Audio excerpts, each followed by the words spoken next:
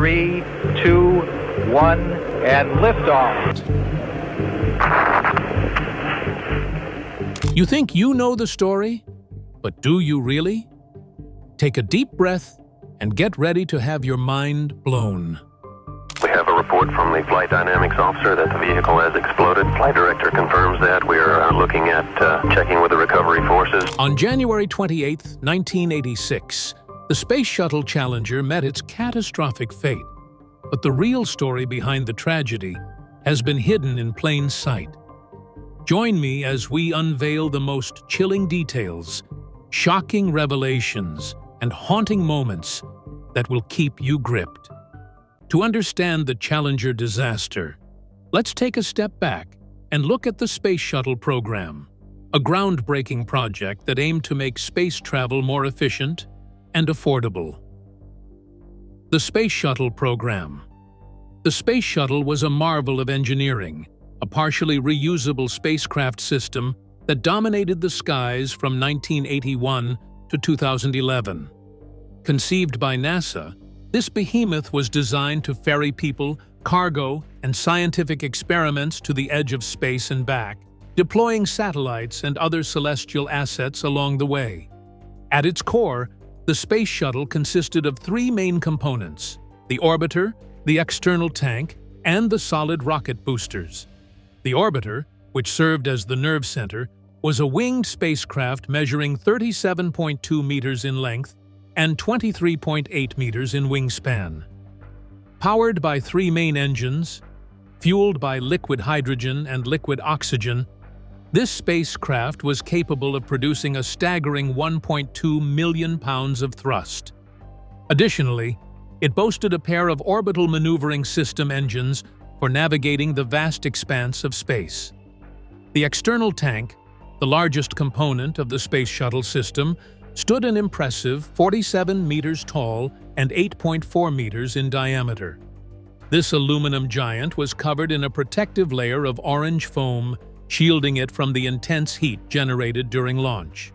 Divided into two sections, the liquid oxygen tank and the liquid hydrogen tank, this behemoth held the propellant necessary for the main engines to function.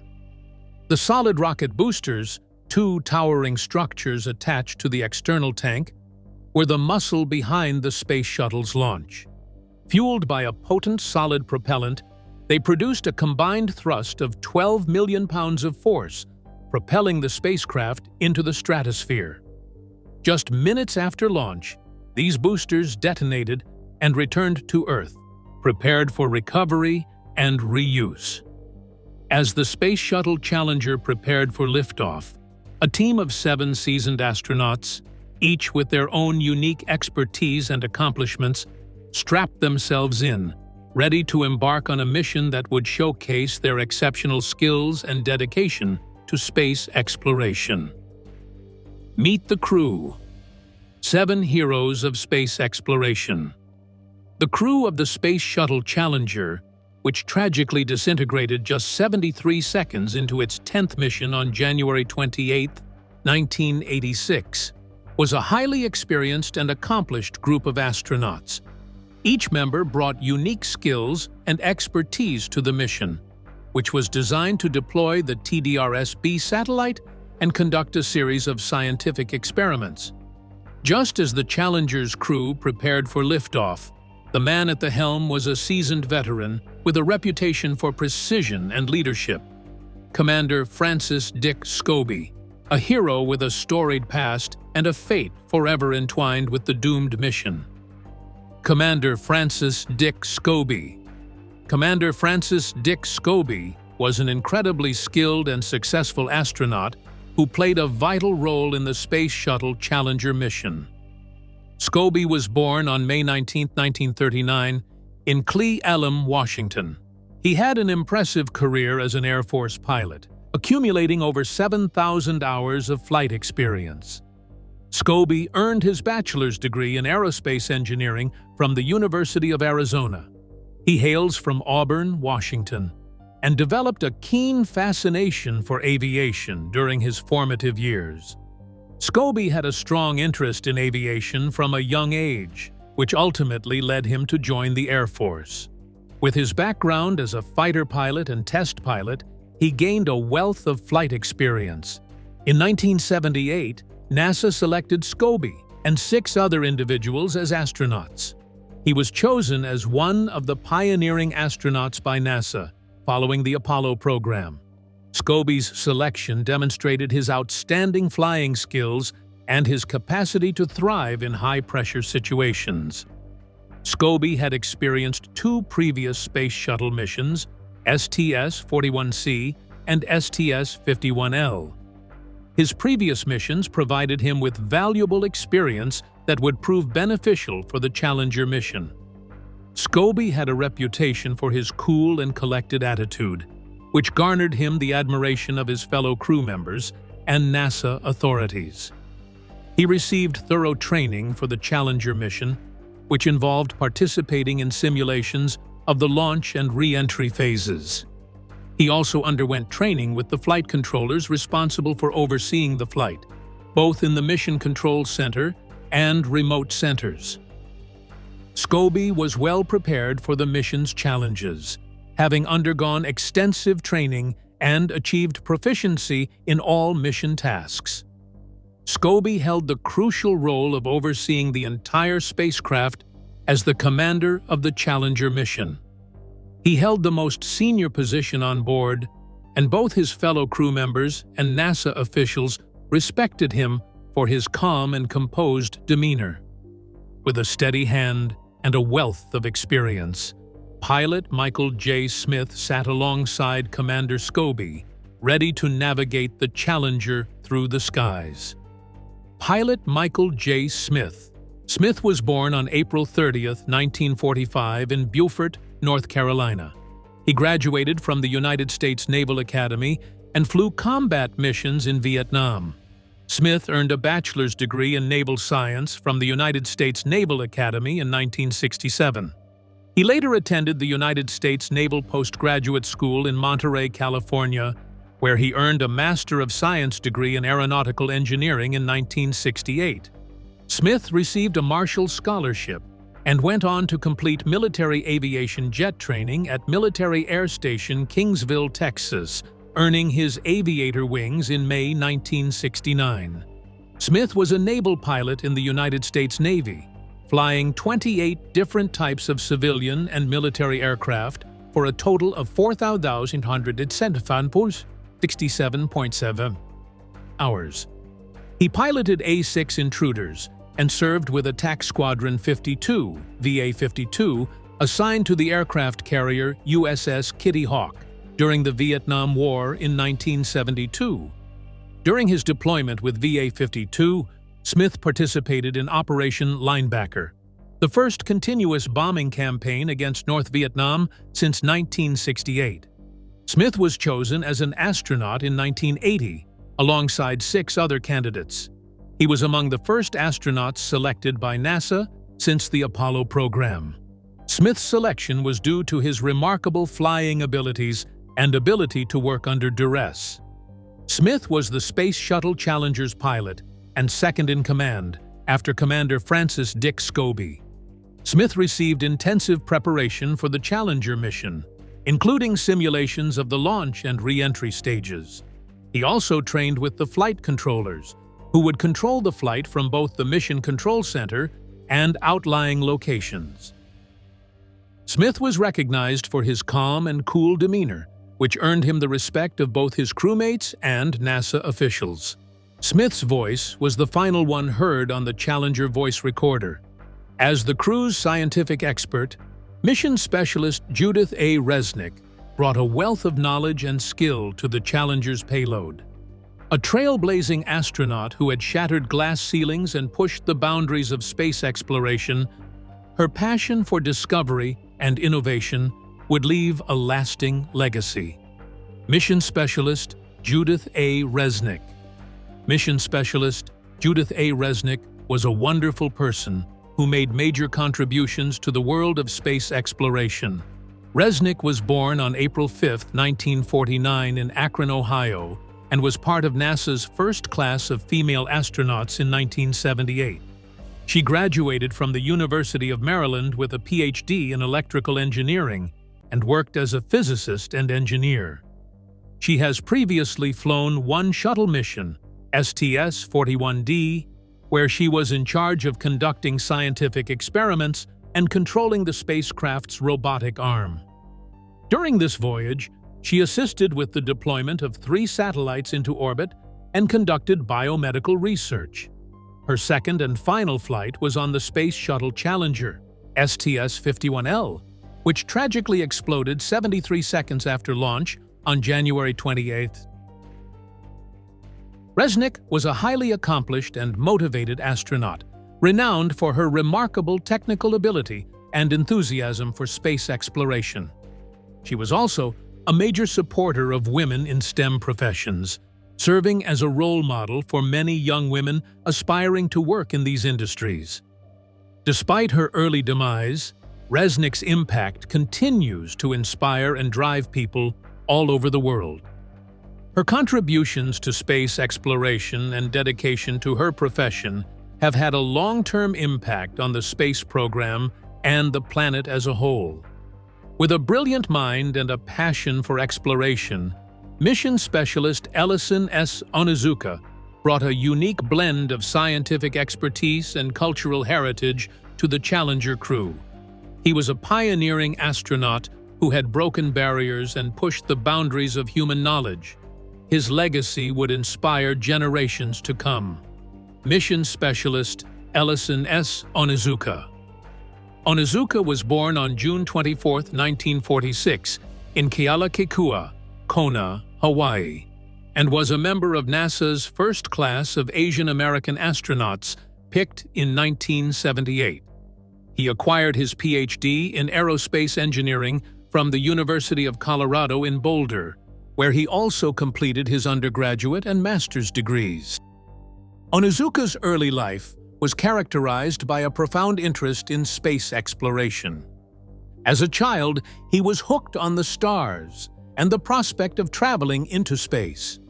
He attended the University of Colorado, where he joined ROTC and served as president of the Association of Engineering Students. Following graduation, he joined the United States Air Force as an aerospace flight test engineer at the Sacramento Air Logistics Center. NASA selected Onizuka as an astronaut in 1978, and he started his training at the Johnson Space Center in Houston, Texas. He was one of 35 future space shuttle pilots who began training there and completed it in 1979. Onizuka worked on the launch support crews for the Columbia Challenger and Discovery space shuttle missions while waiting for his turn to fly. Onizuka's maiden spaceflight occurred aboard the Space Shuttle Discovery, STS-51C, in 1985. During this voyage, he carried out scientific experiments and controlled the spacecraft's robotic arm.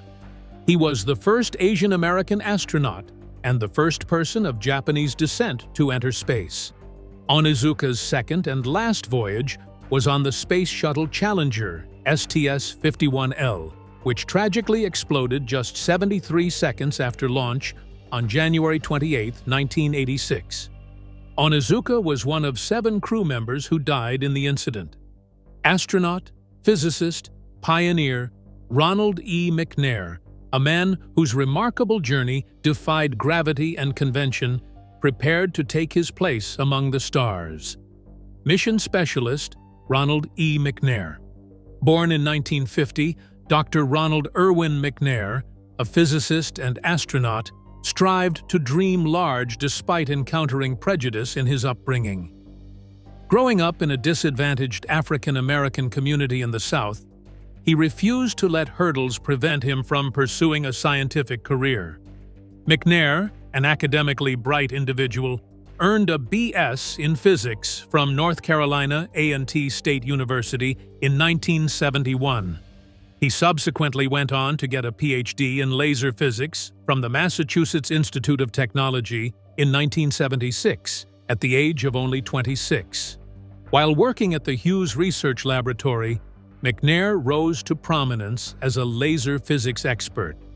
His outstanding performance piqued NASA's interest. and he was chosen for the Space Shuttle program in 1978. He was a mission specialist on the 1984 Challenger flight, where he earned respect and accolades. McNair has received various honors throughout his career, including 3 honorary doctorates, scholarships, and awards.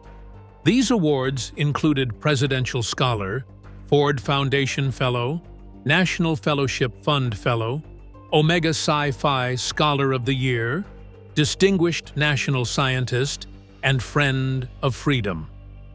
Aside from his scholarly accomplishments, McNair was a 5th-degree black belt in karate and a skilled jazz saxophonist. He was a loving partner and father of 2. Following his sad death in the 1986 Challenger accident, Congress established the Ronald E. McNair Post-Baccalaureate Achievement Program to encourage minority students to pursue graduate degrees. This initiative, established in honor of Dr. McNair, focuses on students of color and low-income first-generation college students by providing funds and support to help them accomplish their academic goals. The curriculum respects Dr. McNair's high standards of performance, carrying on his legacy of excellence and inspiration. With a passion for teaching and a dream to inspire generations, Sharon Krista McAuliffe, America's teacher in space, prepared to take her lesson plans to new heights, leaving a legacy that would forever change the way we view the cosmos and our place in the universe. Payload Specialist Sharon Krista McAuliffe. Sharon Krista McAuliffe was a wonderful lady who was instrumental in NASA's Teacher in Space program, which aimed to inspire youngsters to pursue careers in science and mathematics. McAuliffe, a high school social studies teacher from Concord, New Hampshire, was chosen from over 11,000 candidates to become the first private individual to travel on the Space Shuttle. President Ronald Reagan announced the Teacher in Space program in August 1984 as part of NASA's larger space flight participant program, which sought to engage the public in space exploration. McAuliffe was picked as the principal participant following a thorough selection procedure that included medical examinations, interviews, and briefings, with Barbara Morgan from Idaho serving as the backup. McAuliffe spent the next year training at the Johnson Space Center, ready to provide 2 live television courses from Space on Magnetism, Newton's Principles, and Simple Devices. McAuliffe's appointment as the first teacher in space was a watershed moment, representing an endeavor to bring space exploration into the classroom and inspire the next generation of scientists and engineers. As a teacher, she was well-positioned to engage with children and share her experiences in a way that spoke to them. Unfortunately, McAuliffe's hopes were dashed when the space shuttle crashed. The accident was a devastating blow to the nation and the space program. But McAuliffe's legacy endured. Following the Challenger disaster, NASA continued to collaborate with schools through the Educator Astronaut Project, which allowed educators to join the astronaut corps and link space exploration to the classroom. McAuliffe's spirit of adventure and passion for learning continue to motivate kids and educators all across the world. Rocketing into the unknown, Greg Jarvis, a genius of scientific ingenuity, was about to blast off on a historic journey as a payload specialist, his groundbreaking expertise and passion for exploration ready to defy gravity and inspire generations. Payload Specialist Greg Jarvis. Payload Specialist Greg Jarvis, an American engineer and astronaut, perished when the Space Shuttle Challenger was destroyed during mission STS-51L. Born on August 24, 1944, in Detroit, Michigan, he graduated from Mohawk Central High School in 1962. Jarvis earned a Bachelor of Science in Electrical Engineering from the State University of New York at Buffalo in 1967 and a Master of Science in Electrical Engineering from Northeastern University in 1969.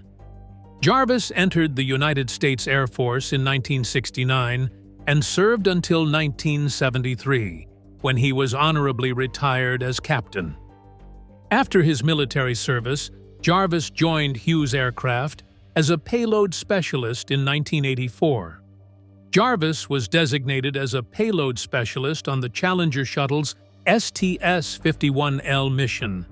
It would be NASA's 25th shuttle flight, and Jarvis was to conduct tests on the effects of weightlessness on fluids. The mission was launched from Florida's Kennedy Space Center, but tragically, this never came to be, as the crew couldn't even get to space in the first place. His body was located on the shuttle's lower mid-deck, along with those of Dr. Ronald McNair and Krista McAuliffe. Jarvis was cremated, and his ashes were dispersed over the Pacific Ocean.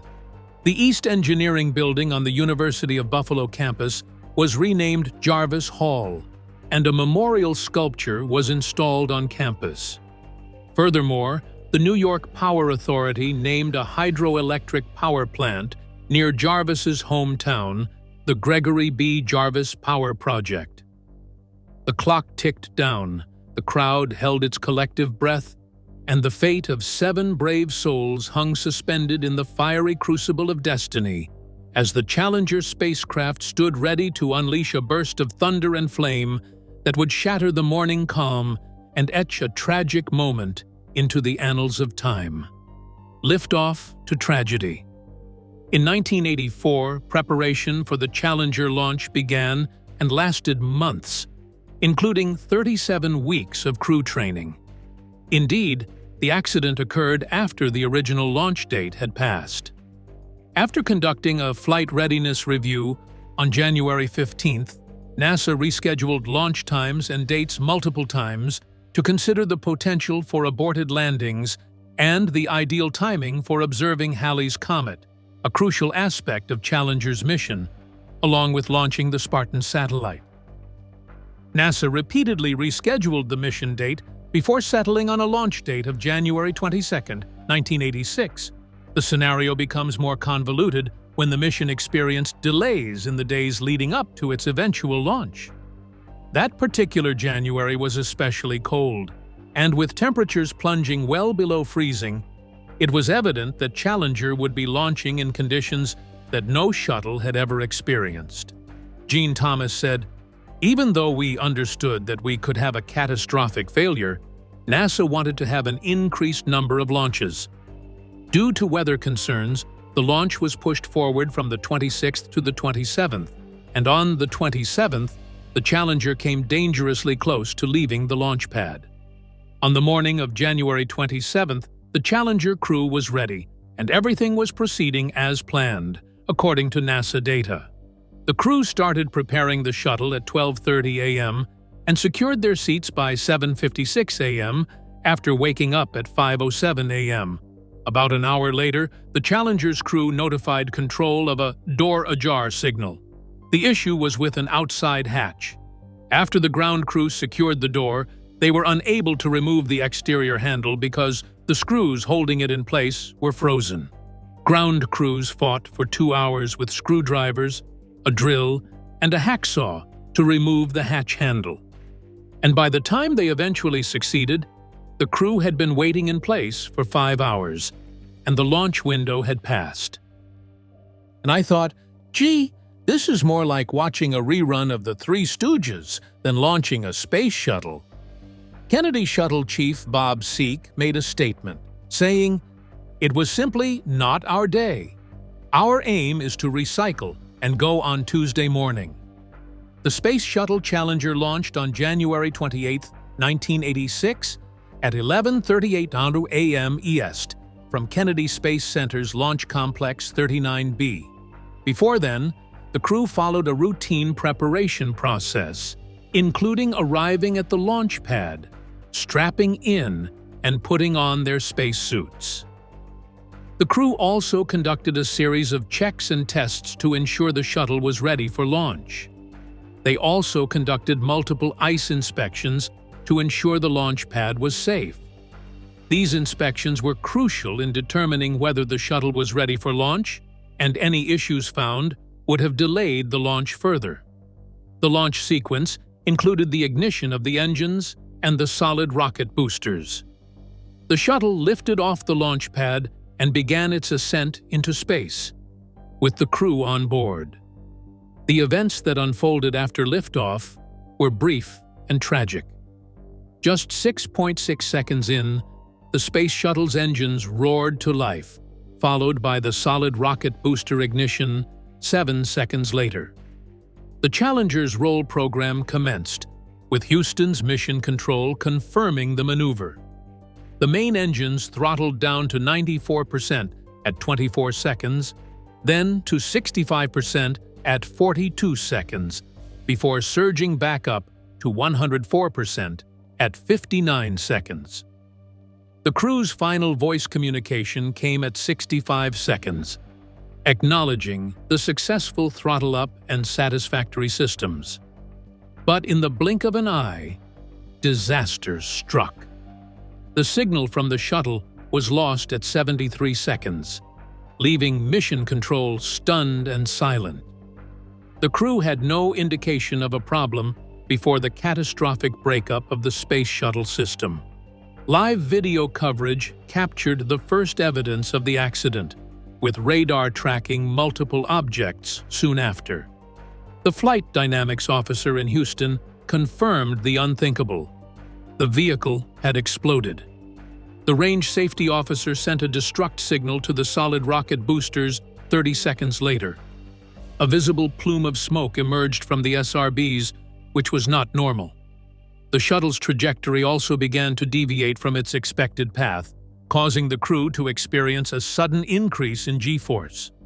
Commander Scobie and pilot Smith discussed the unusual trajectory and smoke over the spacecraft's recorder. Tragically, the SRBs failed due to a faulty O-ring seal around 73 seconds after liftoff, causing a massive explosion that destroyed the external tank and SRBs. The crew was unaware of the impending disaster, and the explosion happened in a matter of seconds. The New York Times did report that in the minutes following the disaster, Mission Control continued to report that everything was fine. Public Affairs Officer Stephen A. Nesbitt was still tracking Challenger on radar 105 seconds after launch, but he was not aware that the shuttle had broken apart. The crew did record the activation of 3 emergency packs, and the last recorded voice was that of pilot Michael J. Smith, who could be heard saying, "oh so," at the 73-second mark. Although the main engines continued to fire, the crew could not control the shuttle's trajectory. The shuttle broke apart in a matter of seconds, subjecting the crew to a sudden and intense G-force. Despite the main engines still firing, the crew could not regain control. The shuttle disintegrated at an altitude of approximately 15 kilometers, resulting in a sudden and horrific death for the crew. In the end, there were no survivable abortion options. The crew and ground controllers were powerless to prevent the tragedy, a sobering reminder of the unforgiving nature of space exploration. Fatal flaws lurked beneath the surface, and the truth behind the Challenger's catastrophic failure was about to be revealed. Beneath the surface. The Challenger disaster was caused by the failure of O-ring seals in the right solid rocket booster. These rubber gaskets, designed to seal in hot gases, became inflexible due to unusually cold weather, allowing gases to escape and damage the external fuel tank. This ultimately led to the shuttle's destruction. The night before the launch, NASA contacted Morton Thiokol, the manufacturer of the O-rings, about the cold weather. Thiokol engineers warned that launching below 53 degrees Fahrenheit was unsafe and recommended delaying the launch. Despite their concerns, NASA proceeded. On launch day, the temperature was just 36 degrees Fahrenheit, 2 degrees Celsius, far below safe limits. Each of the Challenger's solid rocket boosters had joints sealed by 2 O-rings. The cold rendered the O-rings on the right booster ineffective, resulting in a breach that allowed hot gases to burn through the external tank. Engineers had previously reported issues with O-ring erosion and blow-by, but NASA considered the risk acceptable and failed to correct the design flaw. The Rogers Commission later determined that NASA's flawed decision-making and culture of complacency significantly contributed to the disaster. Despite knowing about the O-ring vulnerability for years, the agency ignored critical warnings. In summary, the Challenger tragedy was preventable. It was the result of design flaws, extreme weather conditions, and a failure to prioritize safety. The disaster serves as a powerful reminder of the importance of listening to expert warnings and addressing technical risks before they lead to catastrophe. As the smoke cleared and the debris settled, a stunned nation struggled to comprehend the unimaginable. A moment of triumph had turned to tragedy, and the world was left to pick up the pieces. The aftermath of the disaster. The Space Shuttle Challenger disaster on January 28, 1986, was a devastating event that shocked the nation and the space program. The news spread quickly, leaving many in a state of grief and disbelief. The loss of the 7 crew members was a tremendous blow, and many struggled to come to terms with the tragedy. The accident was a harsh reminder of the risks and dangers involved in space exploration. The space program was deeply affected, with astronauts, engineers, and technicians feeling a sense of loss and grief. The disaster highlighted the importance of safety and reliability in the space program. In response, an extensive investigation was launched to determine the cause of the accident and identify contributing factors. The Rogers Commission, established by President Ronald Reagan, led the investigation. The commission consisted of 7 members, including William P. Rogers, Neil Armstrong, and Sally K. Ride. Their task was to conduct a thorough and independent investigation, identifying factors that contributed to the accident. The investigation aimed to provide answers and ensure that such a tragedy would never happen again. The nation and the space program came together to mourn the loss and learn from the disaster. The Rogers Commission investigation identified several key factors that contributed to the Challenger disaster. The Commission found that NASA had significant organizational failures, such as a lack of communication and coordination between different departments. Additionally, the Commission found that NASA suffered from unclear lines of authority and responsibility, leading to communication breakdowns. These breakdowns included a lack of clear and timely communication between departments and with contractors. The Commission also identified significant technical failures in the Space Shuttle program, notably a lack of reliable and redundant systems, as well as inadequate testing and validation of the shuttle's systems. To prevent similar accidents, the Rogers Commission made several recommendations to NASA and the space program. These recommendations involved improving communication and coordination, enhancing safety procedures and protocols, and strengthening testing and validation procedures. The Commission's recommendations aimed to address the organizational and technical failures that contributed to the Challenger disaster. By implementing these changes, NASA and the space program could reduce the risk of similar tragedies in the future. Tragedy sparked a transformation in the space program, one that would forever change the way Americans viewed the conquest of space. Rebuilding and reckoning. The Challenger disaster on January 28, 1986, had a profound impact on NASA and public perception of the space program. It was a major setback that prompted sweeping reforms in safety, risk management, and organizational practices. In response, NASA implemented stricter safety protocols, developed more reliable and redundant systems, and introduced rigorous testing and validation procedures to prevent similar accidents. Astronaut and engineer training was also enhanced through more realistic simulations and improved instructional materials. NASA strengthened internal communication and coordination with contractors by establishing clearer protocols and ensuring that critical information was shared more effectively. Additionally, the agency worked to increase transparency and accountability by providing more detailed information to both the public and oversight bodies.